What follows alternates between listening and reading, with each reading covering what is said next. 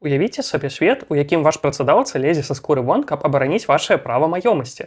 А сялянаў з 14 стагоддзя і ўяўляць не трэба было. Калі вы паглядзіце ангельскія законы 14 стагоддзя, а менавіта common law, агульнае права, то выглядае, што сяляне былі амаль маёмасцю свайго лорда і карысталіся зямлёй выключна з ягонай міласці. Вось вам сюжэтны паварот. Рэчаіснасць звычайнага чалавека была зусім іншай. Пакуль каралеўскі суд проста ігнараваў прыгонных, увогуле-то суды саміх лордаў, яны былі схільныя шанаваць мясцовае права. Гісторык Марк Бейлі высветліў, што ў абсалютнай большасці выпадкаў, калі прыгонны паміраў, ягоны лорд не забіраў зямлю сабе.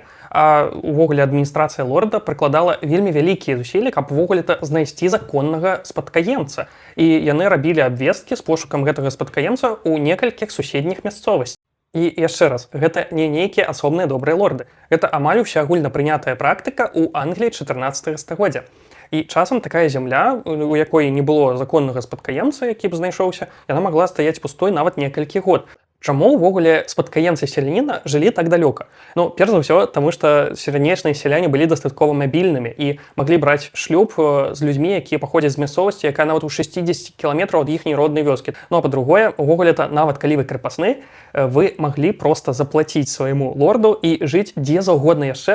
Вось вам прыклад, што здараецца, калі зямля доўга стаяла пустой. У 1351 годзе, гэта адразу пасля чумы, такі хлопец на імя Рэйналь арендаваў бясхозную зямлю ў вёсцы Нортон. Абацтва аформіла з Рэйналем нармальны такі кантракт, у якім было чётка прапісана, што калі павярнецца сапраўдны спадкаемца гэтай зямлі, то ён будзе вымушаны пакінуць гэтую зямлю, каб аддаць яе спадкаемцу, але атрымае грашовую кампенсацыю. Ці былі з гэтага выключэнні? Вядома, што так. Бо калі ваш лорд казёл, то у вас у сярэднявеччы амаль не існуе законных шляхаў, як яго за гэта пакараць. Чаму ўвогуле лорды так нармальна сябе паводзілі? Акрамя таго, што былі проста рэчы, якія людзі лічылі на сваім чалавечным узроўні нармальным.